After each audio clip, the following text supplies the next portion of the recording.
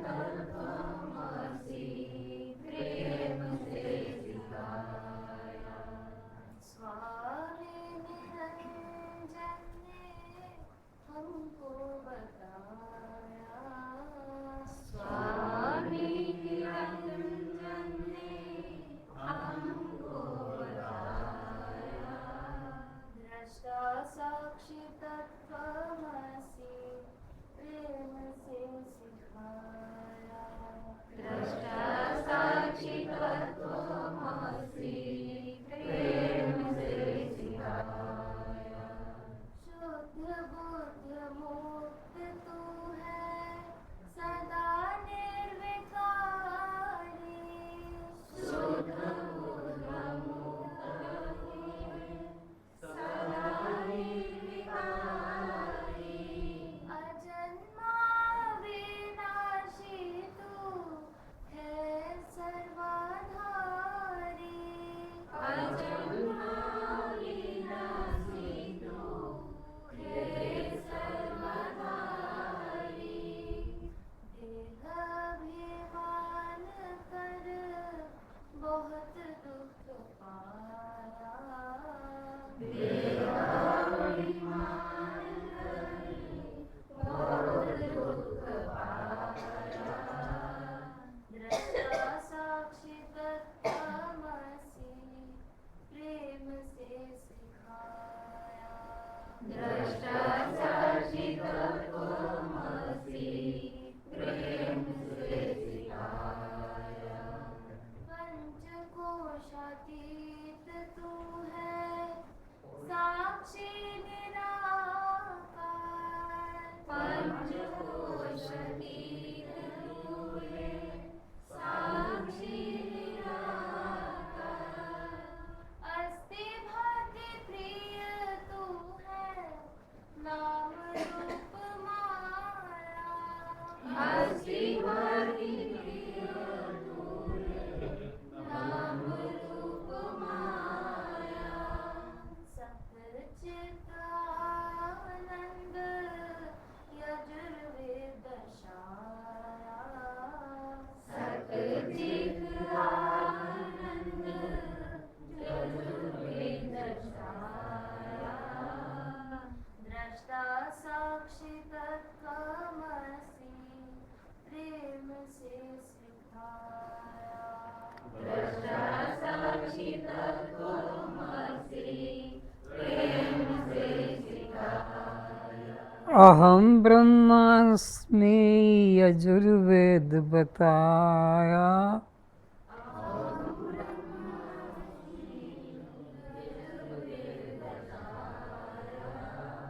दृष्टा साक्षी तत्त्वमसि प्रेम से सिखाया। दृष्टा साक्षी तत्त्वमसि प्रेम से सिखाया। तत्त्वमसि सामवेद हमको बताया। तत्त्वमसि सामवेद हमको बताया। दृष्टा साक्षी तत्त्वमसि प्रेम से सिखाया। दृष्टा साक्षी तत्त्वमसि प्रेम से सिखाया। चिन्मय सदा तू उपाधि से न्यारा। चिन्मय सदा तू उपाधि से न्यारा। स्वयं सिद्ध स्वयं प्रकाश रूप है हमारा। स्वयं सिद्ध स्वयं प्रकाश रूप है हमारा। अहम ब्रह्मरूपं का कर तू सफाया। अहम ब्रह्मरूपं का कर तू सफाया। दृष्टा साक्षी तत्त्वमसि प्रेम से सिखाया। दृष्टा साक्षी तत्त्वमसि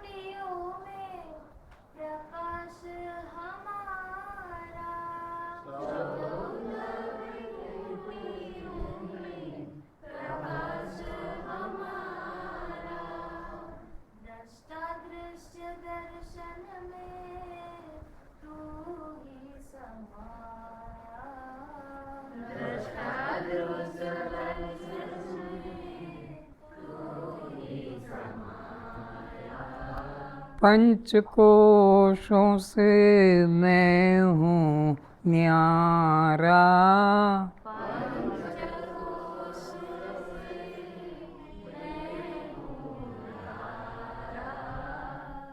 दृष्टा साक्षी तत्त्वमसि प्रेम से सिखाया, दृष्टा साक्षी तत्त्वमसि प्रेम से सिखाया, स्वामी निरंजन ने हमको बताया, स्वामी निरंजन ने हमको बताया, दृष्टा साक्षी तत्त्वमसि प्रेम से सिखाया, दृष्टा साक्षी तत्त्वमसि प्रेम से सिखाया, दृष्टा साक्षी तत्त्वमसि प्रेम से सिखाया, दृष्टा साक्षी तत्त्वमसि प्रेम से सिखाया। बोलो सद्गुरु भगवान की जय।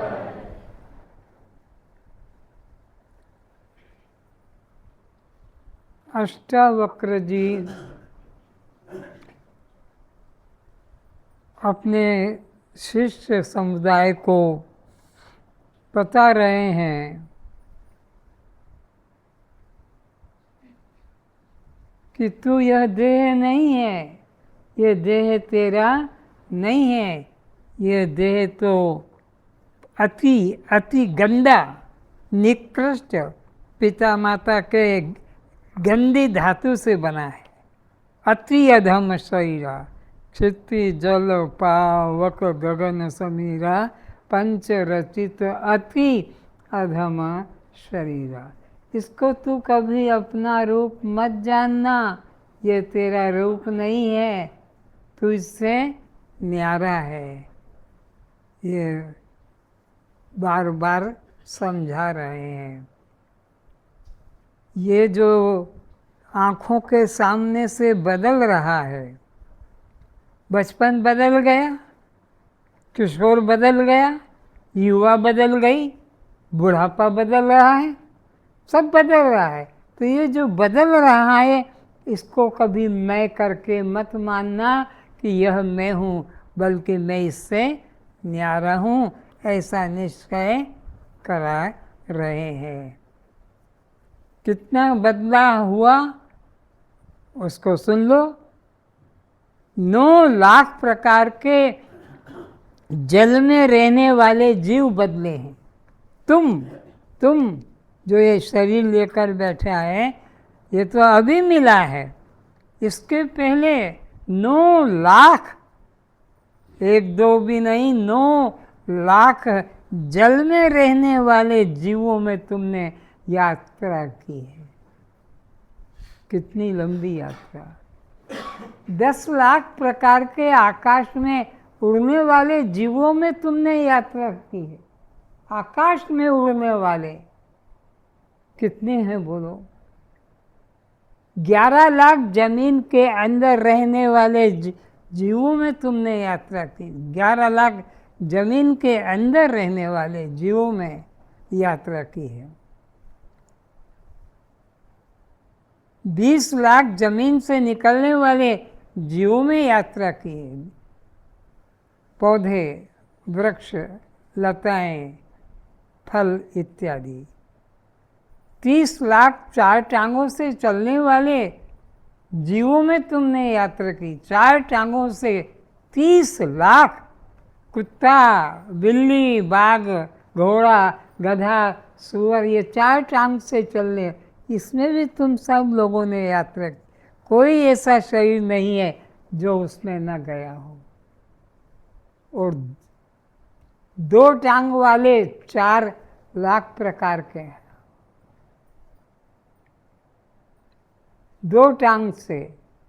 अब तुम सोचो, ये तो अभी तुम मनुष्य ही तो अभी मिला है, इसके पहले कितने और भी 2 टांग वाले आकार हुए हैं मनुष्यों में भी, वो सब भी तुमने भोगे हैं। तो तुम इन सब में से कौन हो? तो जो जो मेरे आँखों के सामने से निकल गया वह दृश्य शरीर में नहीं हूँ, मैं तो केवल दृष्टा, देखने वाला हूँ। ये दिखाई पड़ते हैं और मैं देखता हूँ। आगे कहते हैं, जो अज्ञानी ऐसा जानते हैं कि मैं बिना गुरु, बिना वेदांत शास्त्र पढ़े केवल चित्त निरोध, ध्यान आदि साधन द्वारा मोक्ष को प्राप्त कर लूँगा। कोई मूर्ख ऐसा समझते हैं कि मेरे को गुरु की जरूरत नहीं है, क्या करेगा गुरु मुझे, मैं तो खुद गीता पढ़ लूँगा, रामायण पढ़ लूँगा, उपनिषद पढ़ लूँगा, मंत्र जाप कर लूँगा, ध्यान कर लूँगा और मेरा कल्याण हो जाएगा। तो जो मूर्ख ऐसा मानते हैं कि बिना गुरु के मैं अपने आप साधन करके कल्याण को प्राप्त होऊंगा, ऐसा कभी नहीं हो सकेगा, वह बंधन को ही प्राप्त करेगा। ऐसा दुराग्रही मूढ़ मनुष्य बारंबार संसार में ही साधन के बल से भटकता रहेगा। तो वो साधन करता रहेगा और साधन के बल से वो बारंबार जन्म मरण के चक्र में ही फंसा रहेगा, वो मुक्त नहीं हो सकेगा। बिना गुरु के कोई भव सागर से पार आज तक न हुआ, न हो सका। राम को भी गुरु बनाना पड़ा, भगवान राम को भी गुरु की जरूरत पड़ी, भगवान कृष्ण को भी गुरु की जरूरत पड़ी, शंकराचार्य को भी गुरु की जरूरत पड़ी। गुरु के बिना कोई भव सागर से पार हो नहीं सकता। ऐसा पक्का मन में निश्चय करके गुरु शरण में जाओ, श्रद्धा युक्त होकर जाओ, विवेक वैराग्य चर संपत्ति युक्त साधन संपन्न होकर जाओ। जो है वही सत्य है, वह परमात्मा है। जो है सत्य कौन, मिथ्या कौन, असत कौन, तीनों की परिभाषा जानो। सत्य वह जो सदा रहता है, सदा रहता है, उसको कोई हटा नहीं सकता, मिटा नहीं सकता। मिथ्या वह जो हट जाता है, बदल जाता है, उसको मिथ्या कहते हैं। जैसे तुम्हारा शरीर है, जवान हो गया, बूढ़ा हो गया, मर गया, ये मिथ्या है। लेकिन असत जो खोजने से भी मिलता नहीं है, जो है ही नहीं, उसकी कोई सत्ता है ही नहीं। नाम असत है, उसका कोई आकार, लंबाई, चौड़ाई, वजन नहीं। तो सत्य वह है जो सदा रहता है। वो कौन है? I am. सचा मुँह अच्छी, मोटा रूप समस्त मिथ्या, मेरे अलावा जो भी आता है सब मिथ्या है या असत है, लेकिन मैं एकमात्र सत्य हूँ, मेरा कभी अभाव नहीं। जो कल होगा, जो अभ्यास से होगा, जो आज नहीं कल मिलेगा। जैसे बच्चा पैदा होगा 9 महीने बाद, तो ये मिथ्या होगा, ये सत्य नहीं है। जो अभ्यास से होगा वह अनित्य संसार का ही क्षेत्र है। ये तुम्हारी पढ़ाई कॉलेज की सब मिथ्या है, अभ्यास के द्वारा यह आपको प्राप्त होती है। फिर चाहे वह स्वर्ग वैकुंठ ही क्यों ना हो। तो तुम अभ्यास के द्वारा, मंत्र के द्वारा, योग यज्ञ के द्वारा स्वर्ग की भी प्राप्ति क्यों न कर लो, वो भी नश्वर होगा। यत यत साध्यम तत् तत् अनित्यम, वो सब नाशवान ही होगा। साधन द्वारा जो कुछ प्राप्त किया जाता है वह सब अनित्य होता है। ये वेद का सिद्धांत है कि साधन करके तुम जो भी प्राप्त करोगे वह सब अनित्य ही होगा। न अस्ति अकृतः कृतेन। किए जाने वाले अनित्य कर्मों के द्वारा स्वयं सिद्ध परमात्मा की अनुभूति यानी प्राप्ति नहीं हो सकती। फिर से किए जाने वाले हमारे द्वारा जो साधन किए जाते हैं, मंत्रमाला, जप, तप, तीर्थ आदि, अनित्य कर्मों के द्वारा स्वयं सिद्ध परमात्मा की अनुभूति नहीं हो सकती। आत्मा कैसा है? स्वयं सिद्ध है, वह अनित्य कर्मों के द्वारा कभी हो नहीं सकता। ऐसा जो सर्व दुखों से मुक्त करने वाला आत्मज्ञान है, मूढ़ लोग उसे ग्रहण ना कर कर्म में लगते हैं। तो मूढ़ लोग, अज्ञानी लोग उस ज्ञान को पाने की चेष्टा न करके कर्मों में लगे रहते हैं कि हम कर्म करके ही परमात्मा को प्राप्त कर लेंगे। किंतु अनित्य कर्मों के द्वारा उनका सृष्टि चक्र बंधन नष्ट नहीं हो सकेगा। अनित्य कर्मों के द्वारा मूर्ख लोगों का सृष्टि चक्र, जन्म मरण का चक्र कभी समाप्त न हुआ, न कभी हो सकेगा। उन्हें बार बार भटकना ही पड़ेगा। उसके लिए शांत हो जाना है। शांत होने का मतलब अब हमें कुछ नहीं पाना। परमात्मा के लिए कर्म का त्याग कर देना, कर्म से वो मिलने वाला नहीं है। उसके लिए अब शांत हो जाना कि बस मेरे को अब जो पाना था वो पा लिया, जो जानना था वो जान लिया, जिसका अनुभव करना था वो अनुभव कर लिया। अब मुझे पाना जाना कुछ भी बाकी नहीं है, वो मेरा स्वरूप है। जहाँ कुछ भी पाने की मन से वासना गई, तहाँ ही तत्काल शांति आई। जहाँ मन से पाने की कामना खत्म हो गई, अब मुझे कुछ पाना बाकी नहीं, कहाँ ही शांति की प्राप्ति हो जाती है। अशांति कब तक है? जब तक पाने की इच्छा है, ये मिले, यहाँ मिले, वहाँ मिले। इस तरह जो पाने की इच्छा है वही अशांति का कारण है। जहाँ पाने की इच्छा समाप्त हो गई फिर वहाँ शांति है। कहते भी है कि इस हाथ दो, उस हाथ लो। संसार में कहा जाता है इस हाथ दो और इस हाथ लो।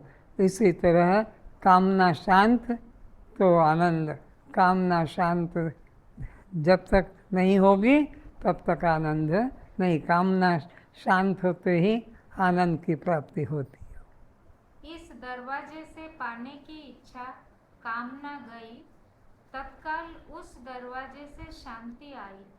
जिस दरवाजे से यानी जिस मन से कामना गई वही मन से शांति आ जाती है। इधर बर्फ पिघला, उधर पानी हुआ।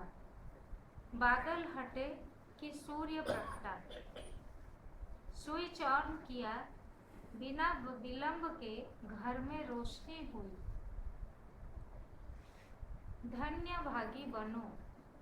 इसी क्षण एक पल भी गंवाना महान क्षतिकारक होगा। तो एक क्षण भी नष्ट मत करो, इसी क्षण धन्य भागी बन जाओ कि जो आत्मा है जिसे मैं पा रहा था वो तो मैं स्वयं ही हूँ, वो कभी खोया नहीं जो ढूंढा जा सकेगा। अगर तुम करने के मार्ग पर चले, पतंजलि के मार्ग पर चलो, तो फिर जन्मों जन्मों तक करते रहो। तो पतंजलि का मार्ग है अष्टांग योग, उसमें जब चलोगे तो जन्म जन्म का भटकाने का मार्ग है, उसमें शांति होने वाली, मुक्ति होने वाली नहीं है। आसन, प्राणायाम, ध्यान, समाधि, निर्विकल्प, सविकल्प, इस जन्म में तो पक्का ही समझ लो यह होने वाला नहीं है। ये जो ध्यान समाधि करते हैं, आसन प्राणायाम, उसके द्वारा तुमको इस जन्म में शांति मिलने वाली नहीं है। आसन भी इतने हैं, प्राणायाम भी इतने हैं कि सीखते सीखते उम्र बीत जाएगी। आसन भी कई तरह के हैं, प्राणायाम भी कई तरह के हैं, मंत्र माला जप भी कई तरह की सीखते सीखते तुम्हारा जीवन ही खत्म हो जाएगा, पर तुम्हें शांत पूर्णता का प्राप्ति नहीं होगा। यम नियम ही नहीं साध पाएंगे, समाधि की बात तो बहुत दूर की है। अधिकांश सन्यासी आसनों में ही अटक जाते हैं। ब्रह्मचर्य साधने में ही जीवन समाप्त हो जाएगा।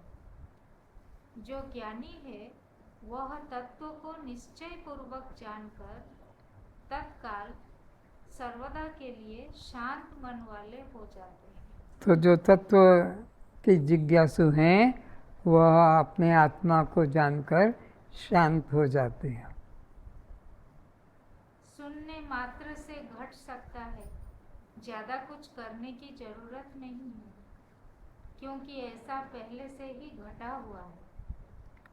आत्मा पहले से ही घटा हुआ है, आत्मा को कहीं से लाना बुलाना नहीं पड़ता। वो हमारा तुम्हारा अपना स्वरूप है कि वह मैं ही हूँ। वह मौजूद ही है जिसे तुम पाना एवं जहाँ तुम जाना चाहते हो वहाँ तुम प्रथम से ही विराजमान हो। तो जहाँ तुम पहुँचना चाहते हो, जहाँ तुम जाना चाहते हो, जिसका अनुभव करना चाहते हो, वो तुम पहले से ही पहुँचे हुए हो, पहले से ही तुम वहाँ हो। वह तुमसे अन्य भिन्न नहीं है। अष्टावक्र जी कहते हैं, हे जनक, मूढ़ अज्ञानी अनेक साधना करके भी चित्त की शांति को प्राप्त नहीं कर पाते। मूढ़ अज्ञानी कितने साधन क्यों न करे, किंतु उसको चित्त की शांति कभी होने वाली नहीं है। उसका कारण यह है कि वे चित्त निरोध कैसे किया जाए इस बात को नहीं जानते हैं। वो नहीं जानते हैं अज्ञानी लोग कि चित्त का निरोध किस तरह से किया जाए, और वो चित्त निरोध के लिए साधन करने में लगे रहते हैं। चित्त निरोध से शांति मिल सकेगी, इस आशा से वे चित्त निरोध करने में ही लगे रहते हैं। अज्ञानी लोग चित्त निरोध करने में ही लगे रहते हैं और चित्त निरोध होता नहीं और शांति मिलती नहीं। धर्मी धर्म का नित्य संबंध रहता है। जैसे अग्नि उष्णता, बर्फ शीतलता, चीनी मधुरता, वैसे ही चित्त चंचलता।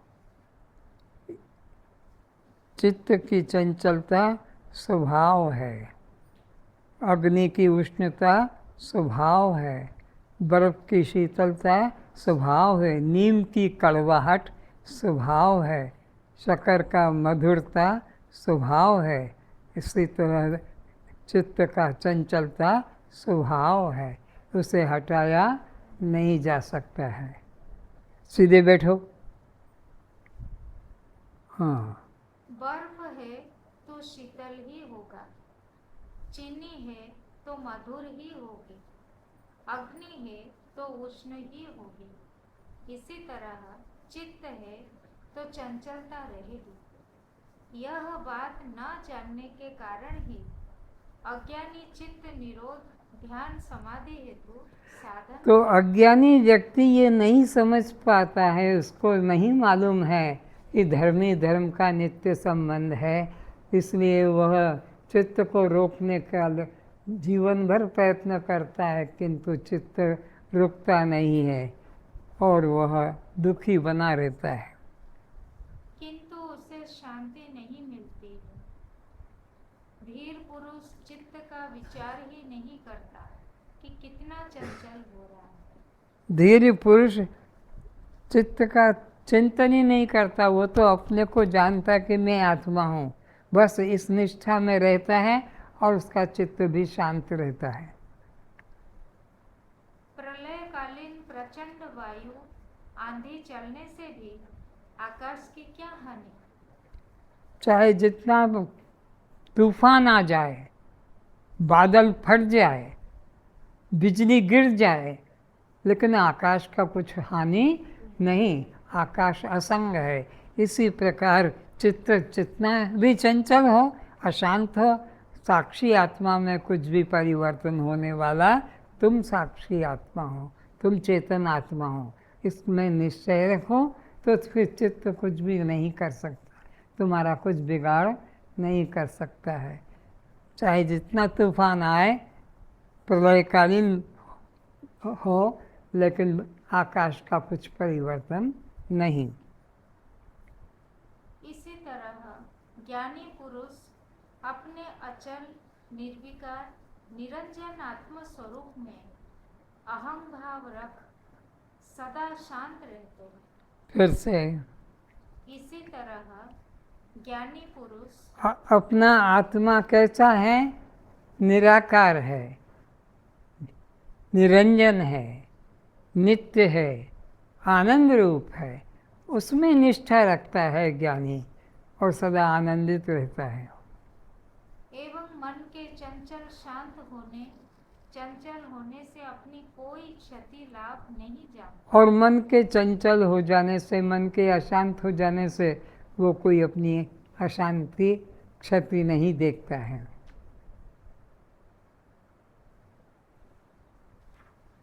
प्रत्येक जीव अपने नित्य मुक्त स्वभाव में ही प्रतिष्ठित है। प्रत्येक जीव अपना जो आत्मा है नित्य मुक्त, उस स्वभाव में ही वो स्थित है।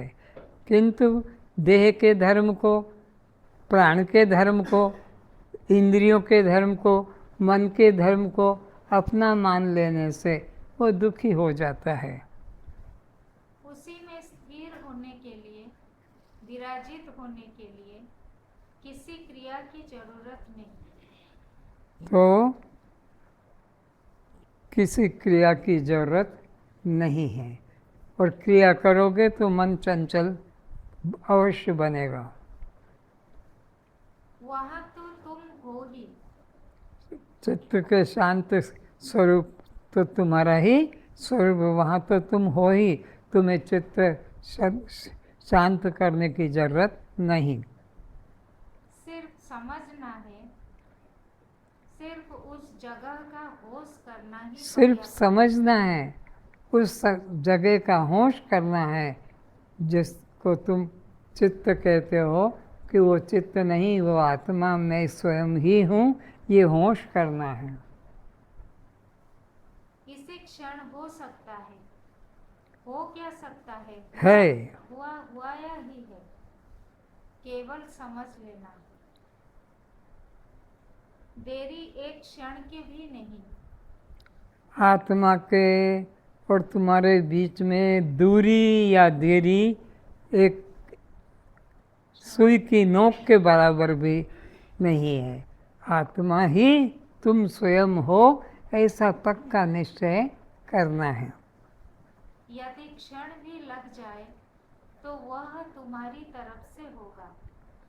आत्मा को पाने में देरी एक क्षण की भी नहीं है।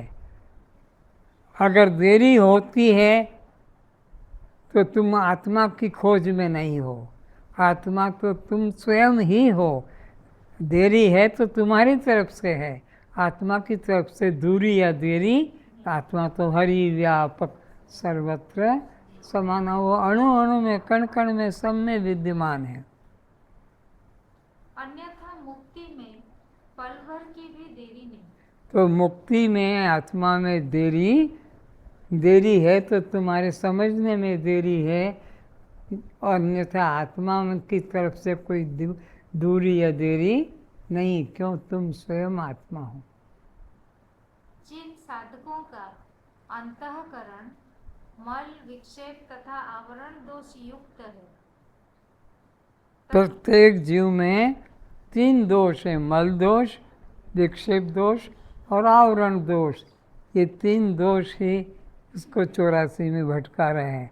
मल दोष कर्मकांड से दूर होगा, विक्षेप दोष उपासना कांड से दूर होगा, आवरण दोष ज्ञान कांड से दूर होगा।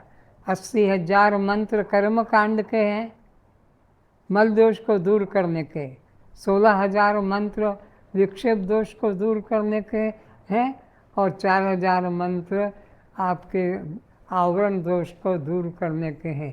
1,00,000 वेद मंत्र आपके 3 दोषों को दूर करने के हैं।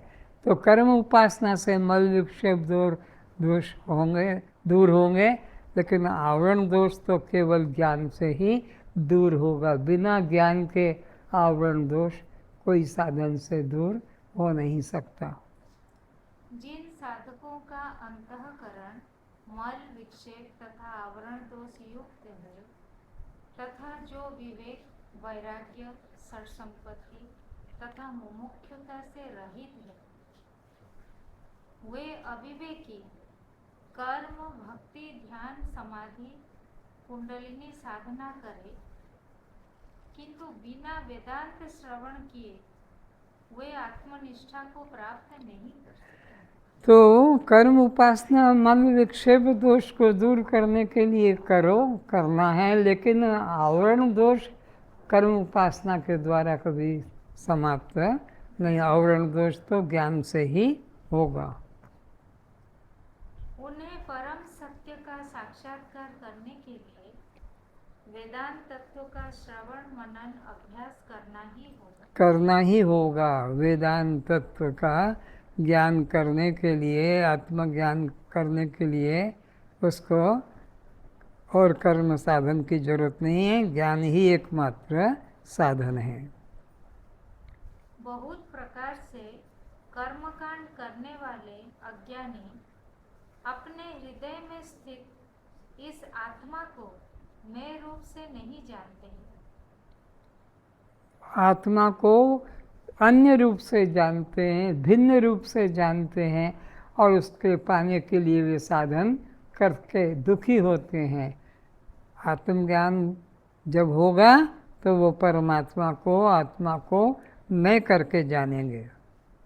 किंतु जिन्होंने अपने मन के मल विक्षेप दोषों को निष्काम कर्म उपासना द्वारा शुद्ध कर लिया है, निष्काम कर्म उपासना के द्वारा जिन्होंने अपने चित्त को शुद्ध कर लिया है, वह ही सद्गुरु की शरण ग्रहण कर उस ब्रह्म को आत्मा रूप से अर्थात मैं रूप से जान पाते हैं। फिर वह ही गुरु की शरण में जाकर आत्मा को मैं करके जानता है। आत्मा मुझसे भिन्न अन्य नहीं है, बल्कि वह जिसे मैं खोज रहा था वह मैं तो स्वयं ही हूँ। खोजी होए तुरंत मिल जाऊं पल भर की तलाश में। अगर सचमुच में कोई जिज्ञासु है आत्मा का, तो फिर आत्मा को पाने में देरी नहीं लगेगी, क्योंकि आत्मा तुमसे कभी दूर था नहीं, है नहीं, हो सकता नहीं। जो अज्ञानी पुरुष होते हैं वे प्रत्यक्ष आंखों से देखे जाने वाले पदार्थ को ही प्रमाण मानते हैं, उन्हीं को सत्य मानते हैं। इसी कारण उन्हें आत्मदर्शन कभी नहीं हो पाता। फिर से जो अज्ञानी पुरुष होते हैं वे प्रत्यक्ष आंखों से देखे जाने वाले, आँखों से जो दिखता है अज्ञानी लोग उसी को सत्य मानते हैं, पर ऐसे अज्ञानी लोगों को आत्मा का कभी प्रत्यक्ष होगा ही नहीं। क्योंकि आत्मा अदृश्य अव्यक्त निराकार है। आत्मा कैसा है? अदृश्य है, निराकार, उसका कोई आकार नहीं है, उसको आँखों से देखा नहीं जा सकता। वह दृश्य नहीं बल्कि वह तो सर्वद्रष्टा है। आत्मा कभी किसी का दृश्य बना नहीं, बल्कि समस्त दृश्यों का वो तो एकमात्र दृष्टा है। आत्मा क्या है? दृष्टा है। हम उसको देखने में लगे हैं तो वो दृश्य नहीं है। इसलिए उसे प्रत्यक्ष प्रमाणों से नहीं देखा जा सकेगा। प्रत्यक्ष प्रमाण हमारे पास में क्या है? शब्द के लिए क्या कान प्रमाण है, स्पर्श के लिए, रूप के लिए नेत्र प्रमाण है, स्पर्श के लिए त्वचा प्रमाण है, स्वाद के लिए जिह्वा प्रमाण है और गंध के लिए नासिका प्रमाण है। आत्मा इन पांचों में नहीं आता है। आत्मा ना कान से पकड़ा जाएगा, न त्वचा से पकड़ा जाएगा, न चक्षु से पकड़ा जाएगा, न जिह्वा से पकड़ा जाएगा, न घ्राण से पकड़ा जाएगा। ये आत्मा पांचों प्रकार के प्रमाणों से रहित है। अव्यक्तो अयम अचिंत्यो अयम। मैं आत्मा अपने शुद्ध और वास्तविक स्वरूप से अचिंत्य हूँ तथा अव्यक्त हूँ, क्योंकि मैं अपनी योग माया से छिपा ढका हुआ सा रहता हूँ। तो आत्मा योग माया से छिपा हुआ ढका हुआ रहता है, इसलिए उसका अचिंत्य, उसका चिंतन नहीं किया जा सकता है। इसलिए नाम रूप में व्यक्त होने से अज्ञानी लोग मुझे जन्मने मरने वाला मानते हैं। आत्मा को नाम रूप में देखते हैं, इसीलिए वो जन्म और मरण वाला मुझे मान लेते हैं, जबकि मैं नाम रूप से और जन्म मरण से न्यारा हूँ। जन्म मरण तो देह का है, नाम रूप भी देह का है। नाहं प्रकाशः सर्वस्य योग माया समावृतः मूढ़ो अयं नाभि जानाति लोको माम अजअव्ययम्। अचिंत्य कहते हैं जिसका चिंतन चित्त द्वारा कभी नहीं हो सकता। तो आत्मा का चिंतन चित्त के द्वारा कभी नहीं होता, इसलिए आत्मा को अचिंत्य कहते हैं। और एक चिंतन होता है चित्त द्वारा, जो संसार का ही चिंतन करता तो है। चित्त के द्वारा जो चिंतन होता है ये संसार का होता है। यदि चित्त द्वारा आत्मा का चिंतन माना जाए तो फिर वह अचिंत्य आत्मा का चिंतन नहीं। अगर चित्त के द्वारा आत्मा का चिंतन माना जाए तो फिर वो आत्मा अचिंत्य नहीं कहला सकेगा। आत्मा तो अचिंत्य है, इसलिए चित्त के द्वारा उसका चिंतन नहीं हो सकेगा। चित्त से जो चिंतन होगा वह मैं का नहीं, मेरे का, इदम का, यह का, विकल्प का, भिन्न का होगा। भिन्न का ही, दृश्य का ही चिंतन हो सकेगा। आत्मा न दृश्य है, न आत्मा भिन्न है, न आत्मा अन्य है। आत्मा अपना स्वरूप है। अहम का, आत्मा का चिंतन चित्त द्वारा नहीं होता। बिना चित्त से जो चिंतन होता है वह आत्मा का चिंतन कहलाता है। बिना चित्त के जो चिंतन होता है वह चिंतन ही आत्मचिंतन होता है।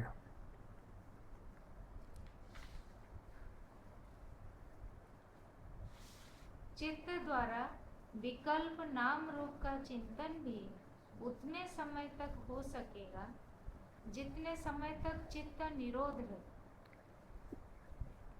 चित्त के द्वारा जो चिंतन होगा वो अनित्य होगा, क्योंकि चित्त अखंड नहीं है, चित्त खंडित हो जाता है कुछ देर के बाद में, तो उसका जो चिंतन होगा वो भी खंडित हो जाएगा। तो चित्त के द्वारा आत्मा का चिंतन नहीं हो सकता, क्योंकि चित्त चंचल होने से उसका चिंतन भी अशांत होगा।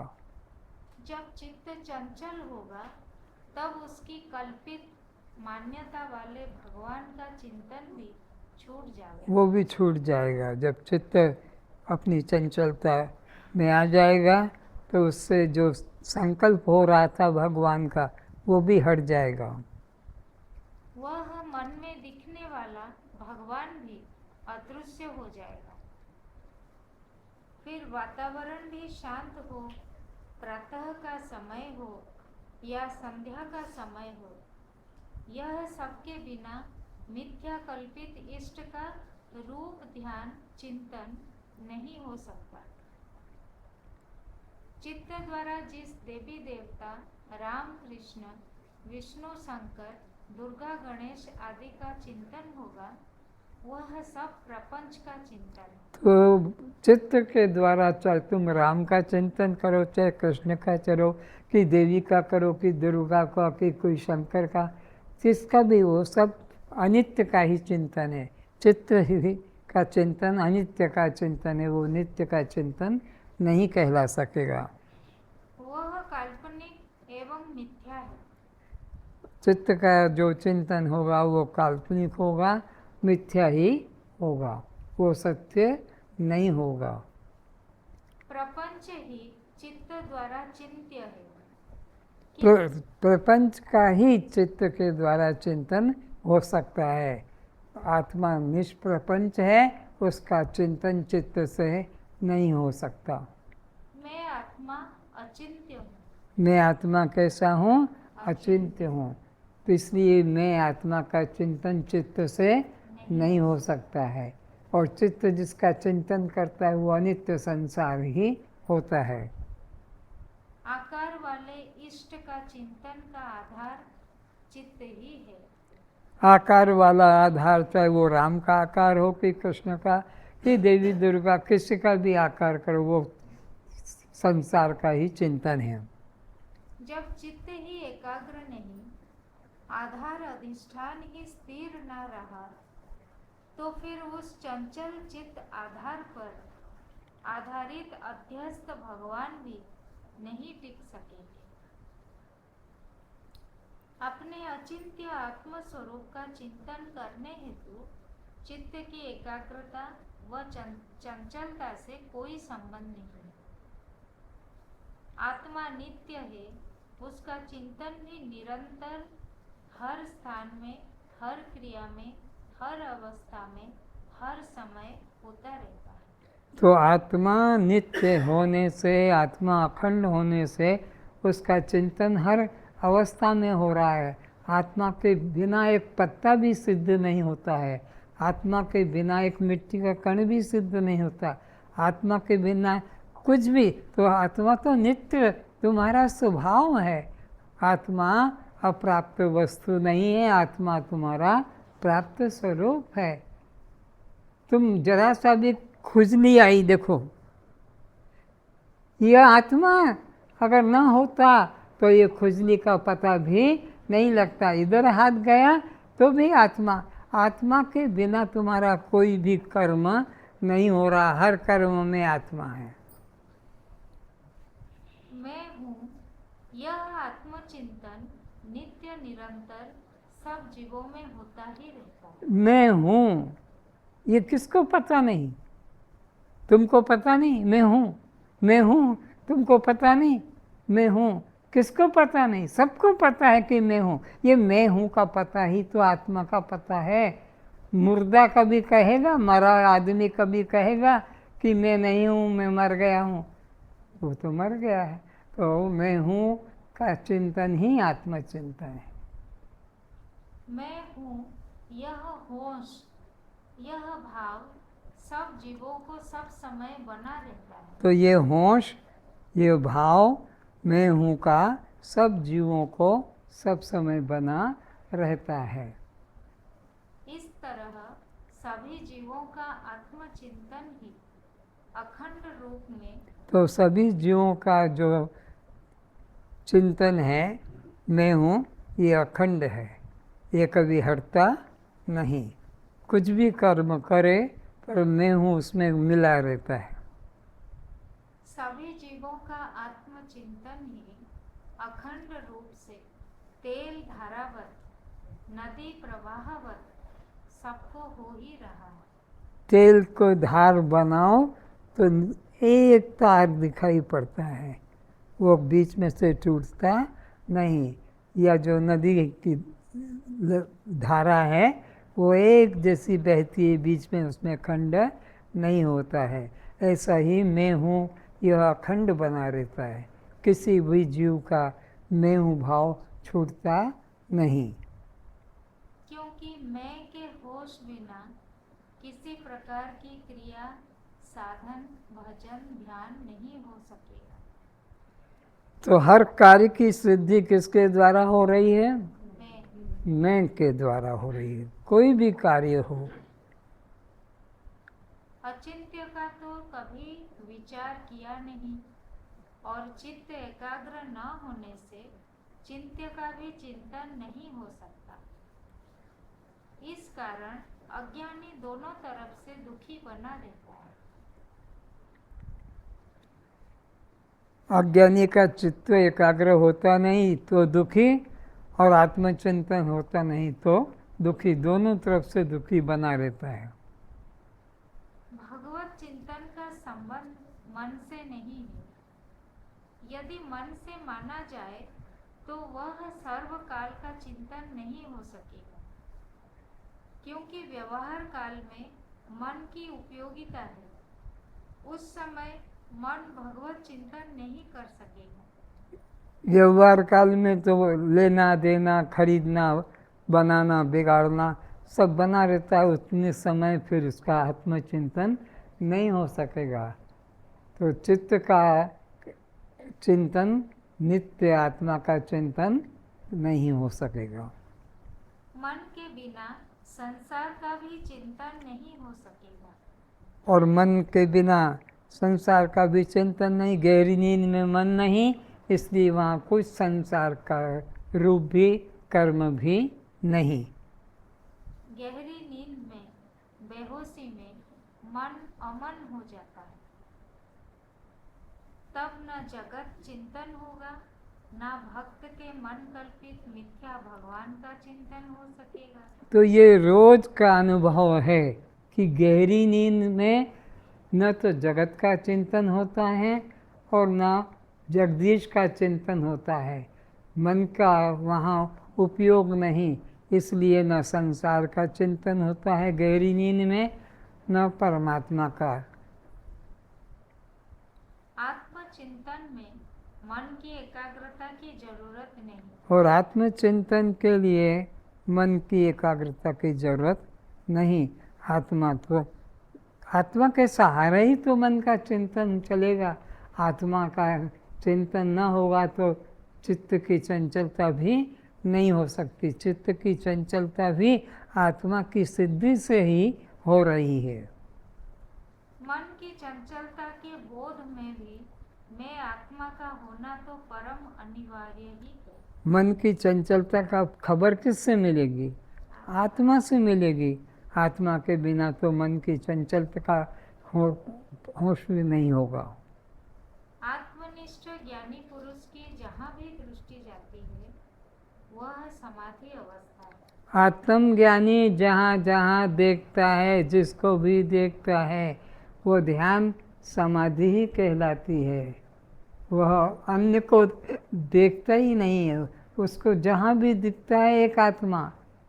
तुम्हारी दृष्टि में तुम स्त्री हो, तुम पुरुष हो, तुम्हारी दृष्टि में तुम जवान, बालक, बूढ़ा, गोरे, काला, तुम्हारी दृष्टि पे, पर उसकी दृष्टि में तो सिया राम मैं सब जग जानी और करऊं प्रणाम जोरी जुग पानी, वो सबका नमस्कार कर रहा है।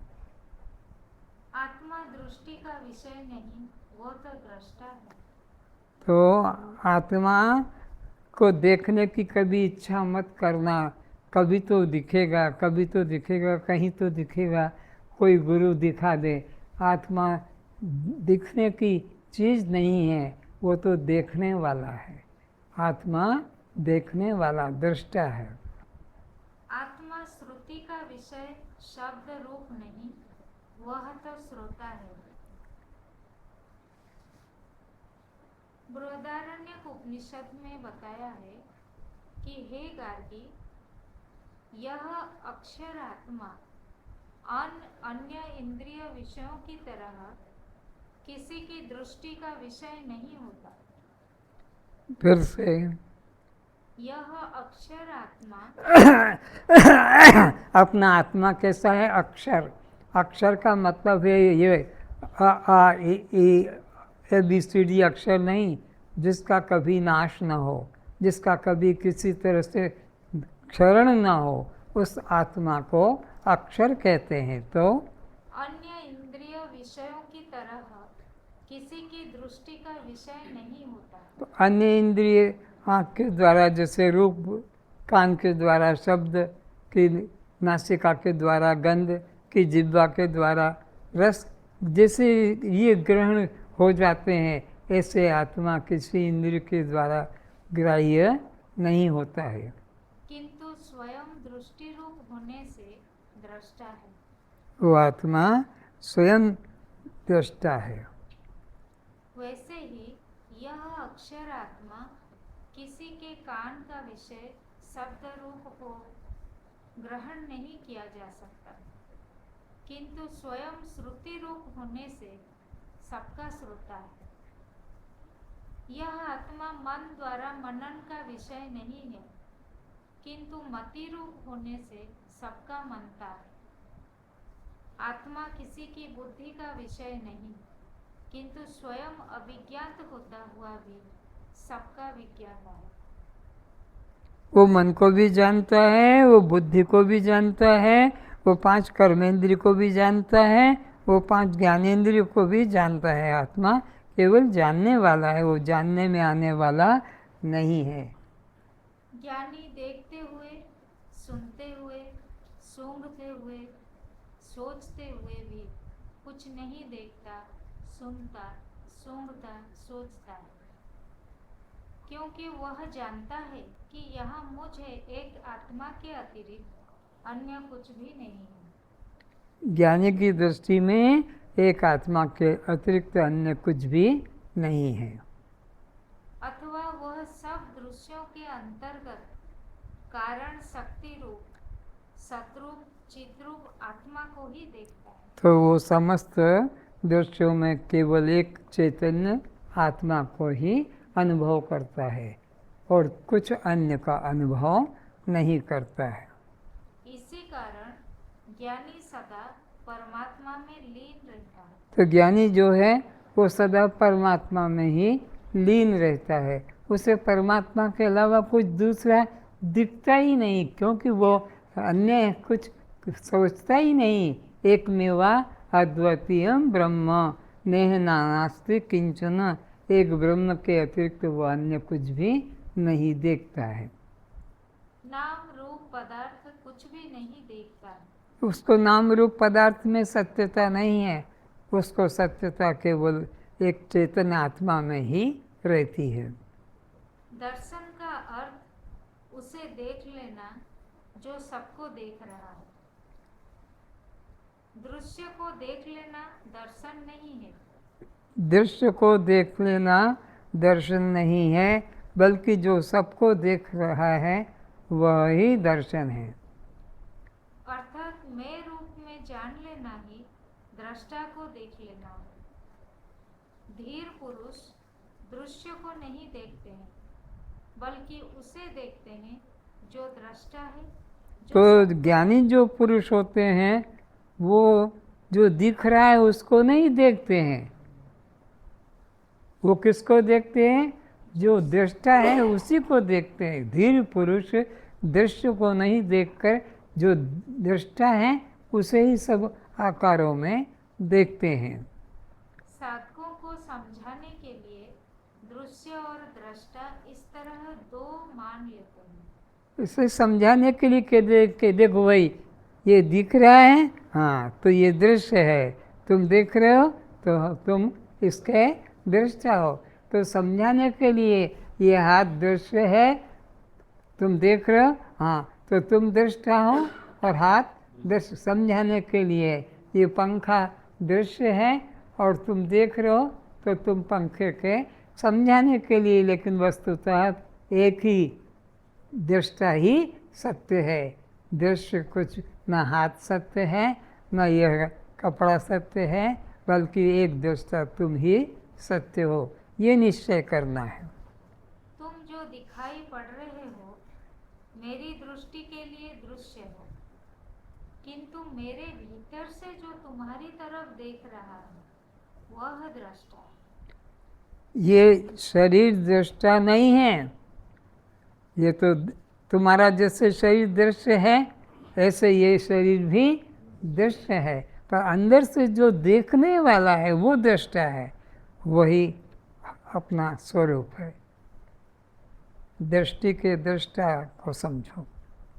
तुम मेरी ओर देख रहे हो, तुम्हारी दृष्टि के लिए मैं दृश्य हूँ, और तुम्हारे अंदर आंखों के पीछे से जो देख रहा है, तुम्हारे अंदर जो अंदर से जो देख रहा है वो आत्मा है, वो दृष्टा है। दृश्य अनेक है, किंतु दोनों ओर भीतर सबके पीछे बैठा हुआ दृष्टा तो एक ही है।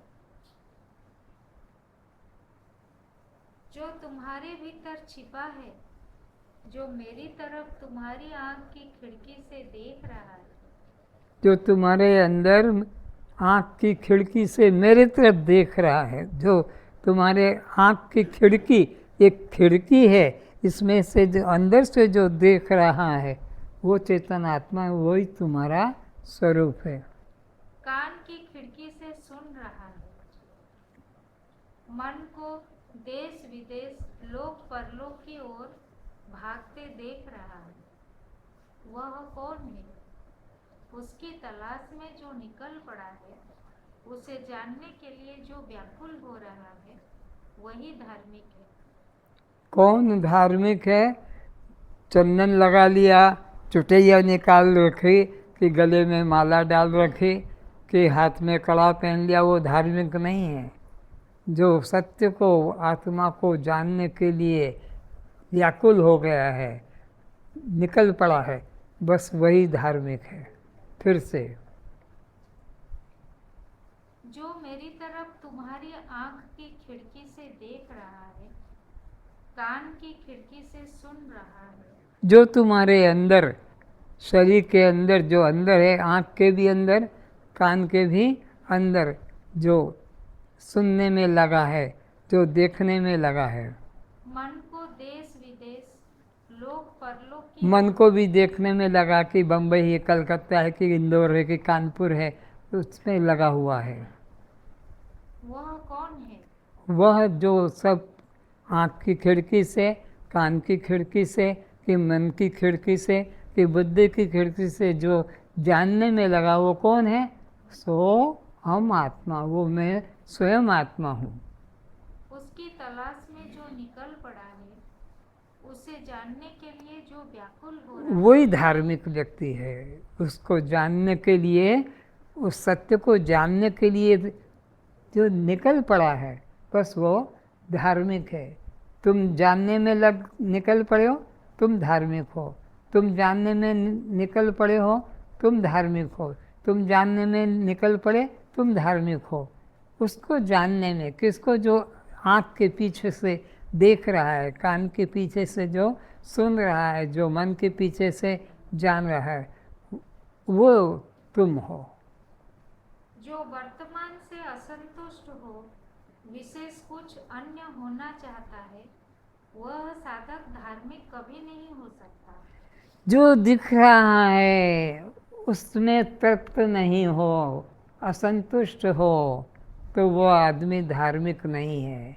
जबकि शास्त्र कहता है एक ब्रह्म के अलावा दूसरा यहाँ कुछ है ही नहीं, और तुमको जो दिख रहा है उसमें तुम संतुष्ट नहीं हो, तुम कुछ और देखना चाहते हो, तो फिर तुम धार्मिक नहीं।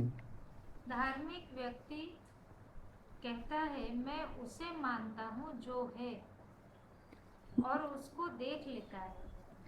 जो धार्मिक व्यक्ति कौन है? जो है उसे जान लेता है, जो है उसे जानता है। जो नहीं दिख रहा है उसके लिए दुखी हो रहा है। इस देह में जो मैं रूप में विद्यमान है, उसे जो जान लेता है, वही धार्मिक है। इस देह में, सबके अपने अपने देह में जो जानने वाला है, उसको जो जान लेता है कि वो मैं हूँ, बस वही धार्मिक है, बाकी कोई धार्मिक नहीं। इस देह के अंदर रहकर जो सबको देख रहा है, जान रहा है, वह मैं हूँ, बस वही धार्मिक है। आज बस इतना ही।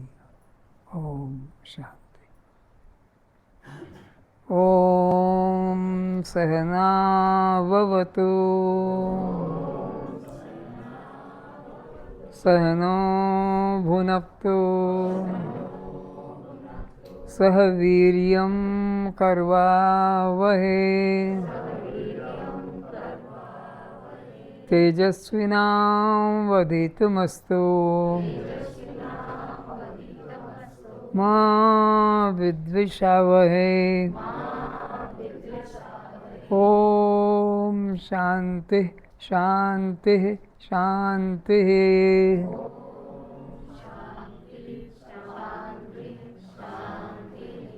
असतो मा सद्गमय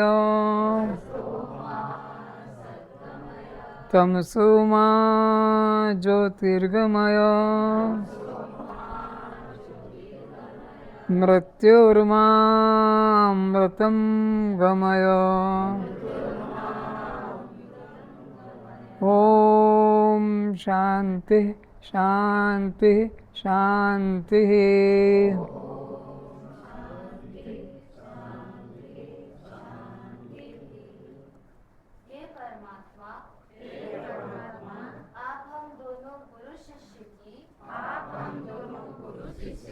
भली प्रकार रक्षा करें।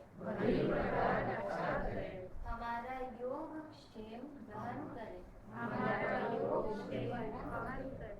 हमें बुद्धि शक्ति प्रदान करें। आपके द्वारा पढ़ाई गई ब्रह्म विद्या इतनी तेजोमयी हो कि कोई भी पंडित, कोई भी शास्त्री, कोई भी भेदवादी गुरु हमें विचलित न कर सके। हमारा परस्पर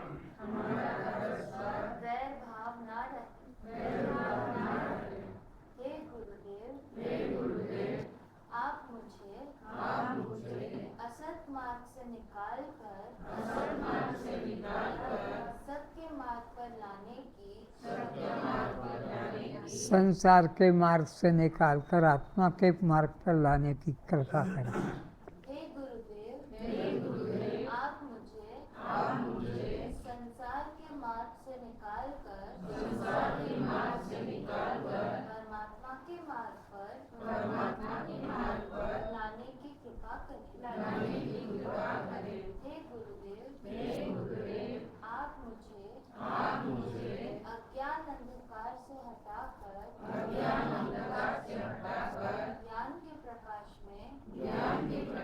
में लाने की कृपा करें। द्वैत बुद्धि से हटाकर अद्वैत बुद्धि में लाने की कृपा करें। हे गुरुदेव, आप मुझे द्वैत बुद्धि से हटाकर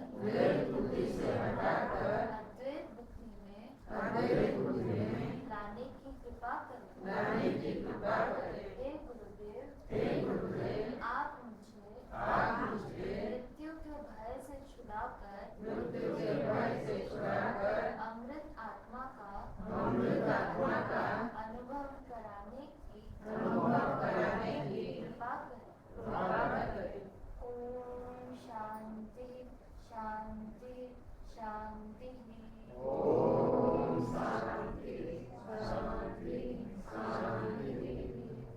जब मैं सुनती हूँ परमात्मा ही मुझ में सुनते हैं। जब मैं देखती हूँ परमात्मा ही मुझ में देखते हैं। जब मैं बोलती हूँ परमात्मा ही मुझ में बोलते हैं। जब मैं चलती हूँ परमात्मा ही मुझ में चलते हैं। जब मैं काम करती हूँ परमात्मा ही मुझ में काम करते हैं। जब मैं खाती हूँ परमात्मा ही मुझ में खाते हैं। जब मैं पीती हूँ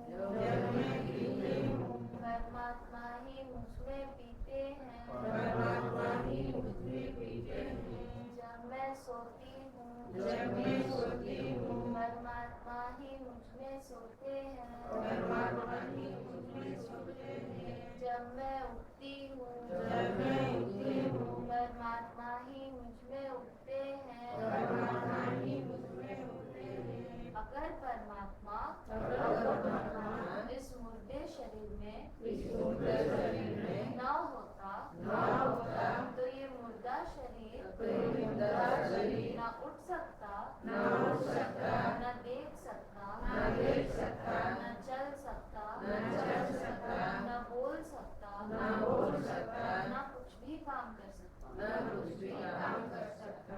तो ये जन्म मरण किसको, भूख प्यास किसको, सुख दुख किसको, बद मोक्ष किसको, कस्तवम।